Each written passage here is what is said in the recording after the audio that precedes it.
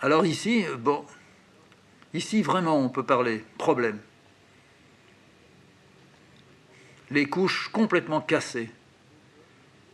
Des hommes, dans mon milieu, c'est vrai, là où je suis né, c'était les ouvriers.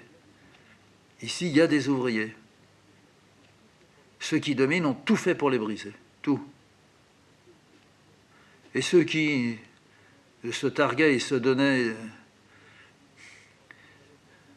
ce qu'il fallait pour dire, pour avoir leur langage et dire on vous soutient, on vous comprend, etc., ils les roulaient. Ils les roulaient. Ce qui fait qu'on a mis à genoux des gens qui sont devenus des solitaires. Alors quand on rencontre ça, les autres, je les connais. Ça se voit tout de suite. Rien qu'à leurs fringues, leur allure, les bagues. Tout. Les chaussures qui craquent, enfin, ça se voit, ça. Même un côté négligé, on voit tout de suite que ça, c'est les dominants. Il y a les petits dominants, les grands dominants. Et puis en haut, il y a l'espèce de gros salaud. Un gros salaud qui est souvent le maire. Hein. Ceux-là, bon, bah, on les voit, sans illusion. Mais ce qu'on pourrait appeler les petits, qui se mettent à faire un peu comme eux, qui voudraient être comme eux, qui n'ont rien compris à rien. Alors ça, plus la difficulté de s'insérer soi-même. Une maison, une petite maison, elle est bien ma maison maintenant ici. Une maison à la ville, ça n'a rien à voir avec la maison en pleine campagne. Ça a toujours été là où on a été à la Cou ou ici au Cousa, pas très loin. Ça a toujours été d'anciennes fermes. Alors c'était de plein pied, alors il y avait tout de suite l'arbre, les champs. C'est pas des cloisons en plâtre. Ici, il y a des cloisons en plâtre. C'est autre chose. Alors Cécile avait beaucoup de mal à s'y faire. Et puis moi, je me suis mis à ne pas pouvoir aller plus loin que là où j'étais allé. C'est-à-dire, au début, j'ai dit, je suis sûr que c'est bien. Après, on a eu la mauvaise surprise de découvrir les bourgeois pesants, les bourgeois présents, les bourgeois craints, les bourgeois écrasants partout. Bon, c'est rien, ça dure un temps, ça. Eux aussi, ils descendront. Et puis, ça ne nous concerne pas. Ça ne devrait pas concerner l'autre. S'ils sont à ce point cons, eh ben, qu'ils cultivent leurs conneries. Ah oui, mais c'est aller plus loin. C'est aller plus loin. Et j'ai arrêté de travailler. J'ai recommencé, j'ai refrôlé ce qui est un petit peu à pic. Cécile, elle était vraiment pas bien non plus. Hein. Même les chiens n'étaient pas bien. Je l'ai dit, on a voulu se séparer d'une et ça a manqué de tourner au drame. J'ai ressorti mes bandes vierges et puis je suis reparti là-dedans. Au fond, c'est pas du tout je dis d'où je viens. Il se trouve qu'il y a des tranches de d'où je viens, c'est-à-dire du cousin, mais de beaucoup plus loin. Ça, à chaque fois, ça va tout remuer. C'est l'eau dans le fond de la rivière qui, d'un seul coup, s'emballe. Et ça devient trouble, mais c'est pas vraiment trouble. C'est surtout ça charrie. Puis il faut être dedans. Il ne faut pas être au bord. Il faut descendre dedans. Il ne faut pas se faire emporter, mais peut arriver. Je sais nager, hein. Enfin. Alors j'ai fait. Puis quand ça a été fini, ben je m'en rappelle, oui, je peux le dire. J'ai pas été mieux. d'abord cette parole pendant des semaines, ça ne prédispose pas aux formes qui, elles, ne sont pas paroles, c'est-à-dire qui, elles, ne peuvent pas s'expliquer, ne peuvent pas s'exprimer. Les formes, il faudrait qu'elles soient extrêmement lisibles tout de suite pour... Mais sinon, non, c'est les déchets qui arrivent. Ce qui vient de là d'où ça vient. Moi, je crois que c'est là où ça attend, entre la vie et la mort. Ouais. Mais entre la vie et la mort, c'est du déchet. C'est de la future vie, future mort. C'est déjà comme ça. Mais il n'y a pas du tout d'affirmation dans un trait. Ça vient, c'est démoli, et en même temps, c'était juste prêt à être construit. C'est l'état dans lequel, je pourrais dire comme ça, c'est l'état dans lequel l'artiste devrait se trouver. Ça ne peut pas être un type brillant, l'artiste. Ça ne peut pas être un hableur. Ça ne doit pas. Celui-là va vouloir s'imposer, disons. Voilà. Mais il s'imposera seulement aux cons. Il s'imposera à ceux qui veulent se saisir de ça pour...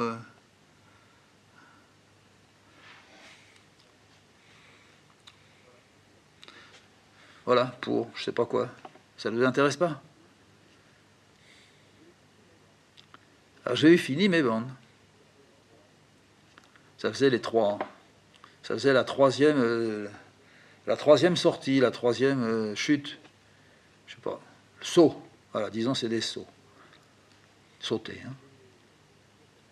Et cette année, alors je peux un peu même les dater. Il y a eu 66, il y a eu 60, 75, 60... ça fait presque 10 ans. Après, on est arrivé ici. Il y a eu 84, 85. Ça fait aussi une dizaine d'années. À regarder maintenant, ça tombe bien comme ça. Ça n'a pas été fait exprès. Est-ce que ça veut dire que ça met 10 ans? Est-ce que les sources mettent 10 ans quand on les a un peu bougées, quand la nature elle-même les a, oui, agitées?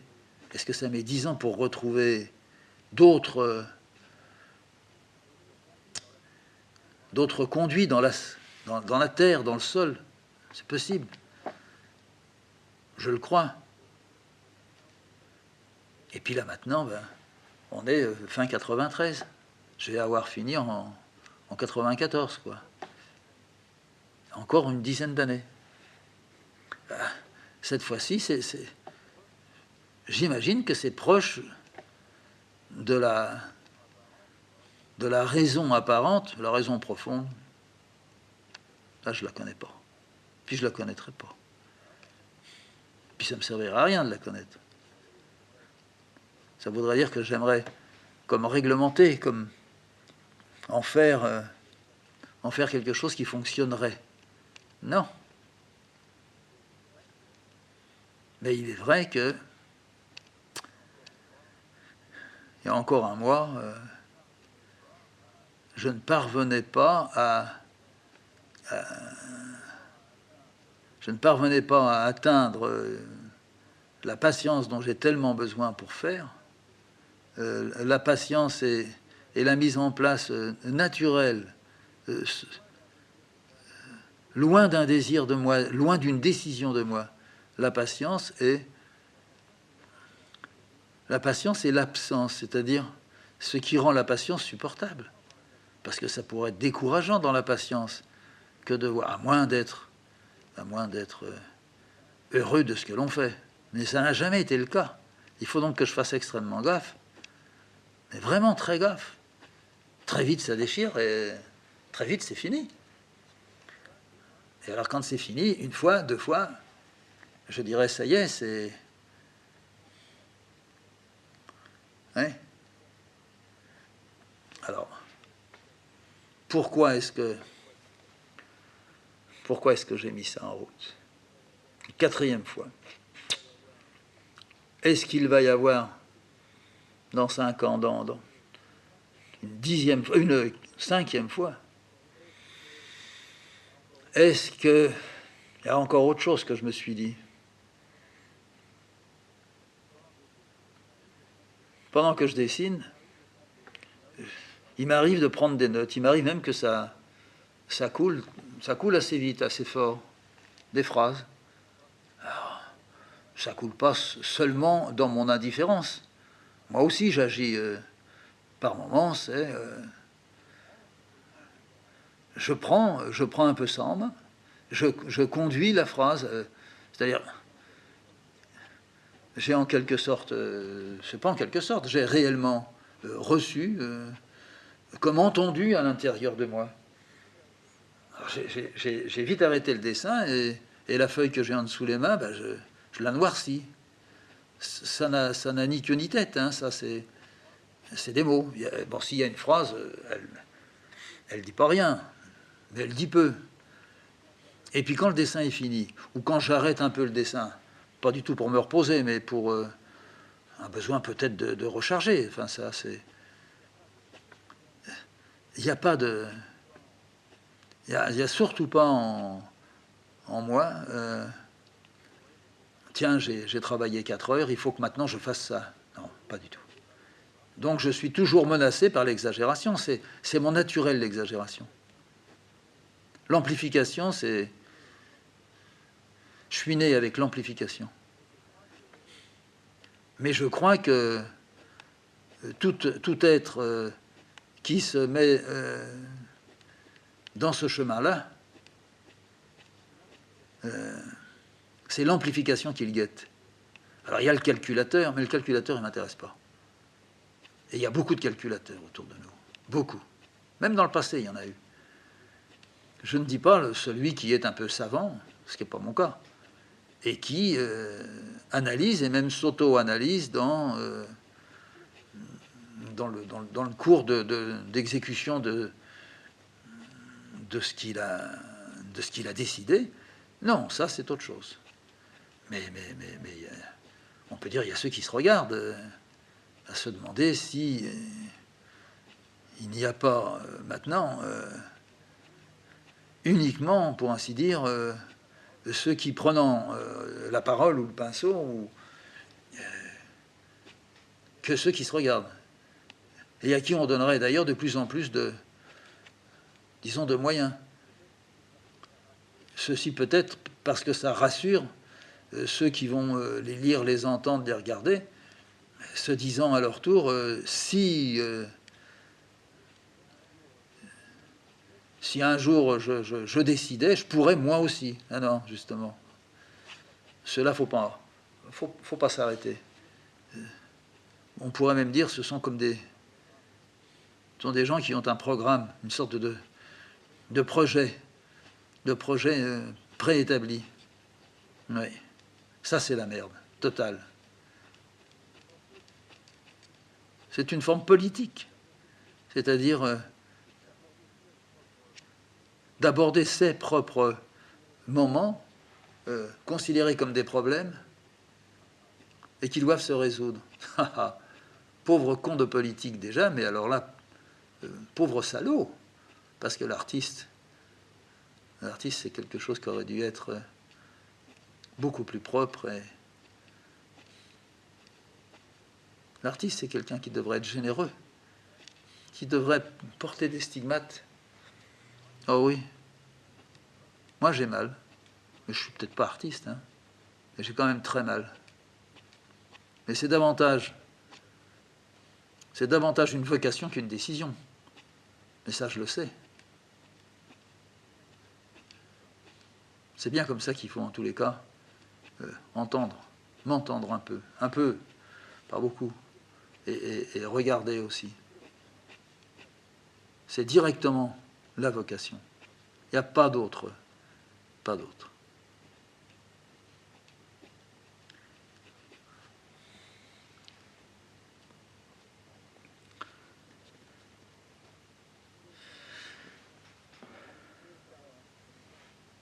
C'est un... Je ne savais pas si elle vivait toujours. Elle nous a aidés. Elle le savait. Il doit y avoir 4 ans. Donc on était déjà à la chatte. Je dis on parce que on y a pensé, Cécile et moi. On en avait parlé avec une personne qui la connaissait beaucoup moins que moi et qui n'avait pas connu du tout Rachel, mais qui en parlait comme si... oui, il y a beaucoup de gens qui sont ça. Et moi je disais, mais savez-vous si la femme Rachel est toujours en vie? Lui, il était mort depuis très longtemps. Il a dû mourir vers 58, 59. Puis on n'en parlait pas du tout. On avait foutu tout ça dans un coin. On avait rapté. Elle avait sans doute gardé ce qu'elle avait pu. Et puis on attendait. Puis Rachel, il dormait bien maintenant. Il était avec les poissons. Et on me dit, oh, il n'y a pas longtemps, elle vivait encore. C'est tout, c'est resté comme ça. J'avais pas envie. Et puis on est allé à Paris et je suis allé rôder vers l'impasse du Rouet. Et puis je suis rentré dans le couloir qui mène à des ateliers qui sont dans le fond d'une cour. Mais lui, Rachel, il était dans le premier bâtiment là. Donc en dessous la voûte couloir du premier immeuble, au bout de l'impasse. Et là, petite pièce et petit, à chaque fois petit atelier, mais petit donc pour quelqu'un qui ferait des aquarelles. Et c'était là-haut, au troisième, je crois, que Rachel était. Et puis la pièce d'à côté où était sa femme et où ils dormaient tous les deux. Alors je regarde ça sur la porte de la loge de la concierge. Je regarde, il y avait tous les noms. Alors, tel immeuble. Alors le premier immeuble, celui-là, où était Rachel. Je regarde, j'arrive à 3e étage. C'était peut-être le 4e, mais je crois pas, c'était pas si haut. 3e étage. Et je vois Madame Lucie Rachel, et son nom de jeune fille aussi, Schnettke, je ne l'appelais jamais comme ça, je disais toujours Madame Rachel. Donc s'il y a le nom, c'est qu'elle vit. C'était pas marqué Monsieur Rachel et puis on aurait oublié. C'était bien marqué Madame Rachel. Alors, je peux pas monter, on peut pas monter, puis on peut pas monter et frapper et dire c'est moi. Il venait de passer de 1954 ou 5 que je l'avais vu, je les avais vus. On était avec Cécile tous les deux. De 1954 à 1994, quand même, ça fait 40 ans. Ça peut pas arriver. Alors je demande à la personne qui m'avait dit « Oh oui, elle doit toujours être là. » Oh oui. Je lui dis « Ben moi, je peux vous dire, je sais qu'elle est là. Elle a toujours son nom de marqué sur la liste des habitants de son petit immeuble. » Alors je lui dis « Si vous pouviez, je ne peux pas débarquer chez elle. » Le hasard va faire le reste. Mais vous dites, Fred II voudrait, Fred II et Cécile, sa femme, voudraient vous voir. Accepteriez-vous? Elle était peut-être très malade. Elle était vieille. Hein. Elle devait avoir dans les 85, 6. Sans doute. Et puis j'ai la réponse. La réponse, c'est écrivez-lui. Alors j'écris à Madame Rachel en lui disant qu'elle se rappelle peut-être de nous, de moi qui venais chez Rachel, j'ai pris quelques leçons qui m'ont éclairé qui ont jeté en moi les plus belles, vraiment les plus belles graines de ma vie, de ma vie, disons, de praticien, même d'exemple. C'était un exemple, cet homme. Il ne se proposait pas comme tel, mais... Alors elle répond, « Je me souviens très bien de vous. Je serai heureuse de vous revoir. N'attendez pas trop. » On n'a pas attendu beaucoup. On y est allé.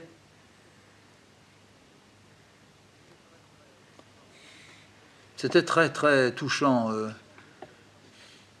Elle avait beaucoup changé, mais elle n'avait pas changé. C'était bien sa petite chambre, enfin. La table, des petites choses punaisées sur le mur, des cartes anciennes, quelques aquarelles aussi sur les murs. Elle était dans un fauteuil, elle avait beaucoup de mal à se lever. Elle était fatiguée, elle s'approchait du bout. C'était la première fois, on n'est pas resté beaucoup, mais des deux côtés, on savait qu'on avait retenu, mais que la prochaine fois, on dirait ce qu'on ne venait pas de se dire là, parce que fallait pas tout de suite, fallait pas tout prendre. On est revenu plusieurs fois.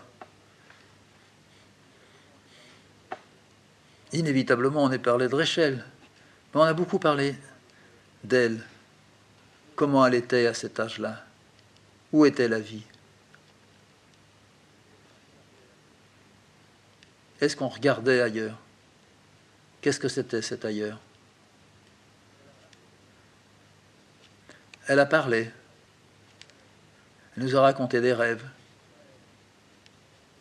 C'était très, très inconnu ce qu'elle nous disait. Elle avait des rêves qui remontaient très très loin du temps de son père quand elle était en Tchécoslovaquie. C'était des Juifs. Elle rêvait qu'il y avait une banderole avec une inscription en lettres hébraïques. Mais voilà, elle ne savait plus l'hébreu. Elle faisait un rêve en ayant 85 ans, avec de l'hébreu qui avait été écrit quand elle avait 10 ans. Elle ne se rappelait plus. Elle ne pouvait pas lire ce qui était marqué. Puis après, elle essayait de recoller un peu le puzzle. Très difficile, disait-elle. C'est pas l'âge qui fait ça. La difficulté, elle est dans ce que l'on a gardé, non seulement que l'on fait revenir, mais vers qui on revient, vers qui on se dirige. La fin et le commencement, ça se touche. Elle faisait une aquarelle devant nous. C'était ça, une aquarelle à elle. Avec elle, la petite fille qui remontait, qui allait si loin.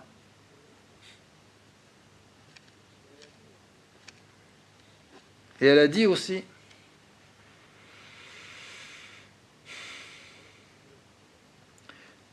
il faudrait que je vous donne quelque chose. Je lui ai rappelé, je n'étais pas sûr qu'elle s'en souvienne, ce qui s'était passé dans la librairie. C'était une librairie-galerie, mais ça s'appelait encore l'Étoile scellée. C'était derrière Saint-Germain. Là où il était venu avec elle. Je dis, Hans Rachel m'avait dit, celle-là, si vous voulez, je la prends. Et je vous donnerai en échange une des miennes. Et puis, je ne l'avais jamais fait. Je trouvais que c'était... Je ne pouvais pas accepter ça. Et de toute façon, même si je disais à Rachel, je ne veux pas une des vôtres, ce sera plus tard que vous me donnerez, il aurait pu se dire pourquoi. Non, il aurait compris. Mais il n'aurait pas aimé. Il n'aurait pas aimé ça. Pourquoi lui prendrait-il une de mes gouaches? C'était des gouaches là-bas. Et lui, après avoir promis, pourquoi moi ne la prendrais-je pas? Qu'est-ce qui était derrière ça? Non, c'était pas bien. Je me sentais pas. je me sentais pas bien d'imaginer ça. Alors je l'avais pas fait, mais je lui dis, est-ce que vous vous souvenez? Je lui rappelle, en faisant ça très court. Elle me dit, je me rappelle très bien, Fred. Très bien. Il n'en a jamais parlé, Hans. Mais moi, j'y ai pensé. Je me suis dit, pourquoi? Je lui ai dit, je ne peux même pas affirmer qu'il s'agissait là de timidité.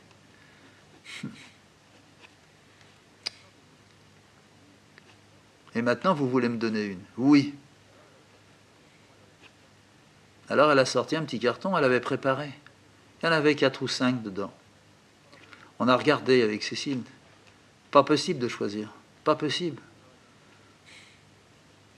Je n'aurais bien pris 2 ou 3. J'avais fini par en prendre une. Je lui ai dit, celle-là. C'est sans doute celle-là pour moi qui me rappelle le plus. Puis je regarde la date. Et je vois, c'est marqué 1952. Donc c'était... Elle n'a pas été faite quand j'y allais. Mais elle a été faite avant que je vienne ou après que je sois venu. Elle est quelque part dans l'espace que j'occupais chez lui. Ça...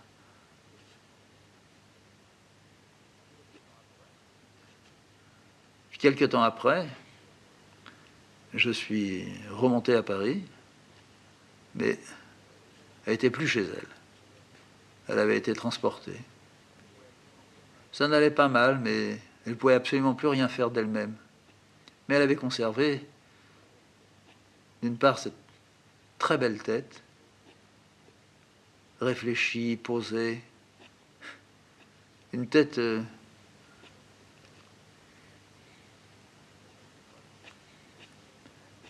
je n'ai pas le mot. Alors elle me reçoit avec beaucoup de tendresse. Elle me dit qu'elle a encore des rêves, mais elle sent qu'elle est au bout. Elle sent que ça approche. Un calme en elle,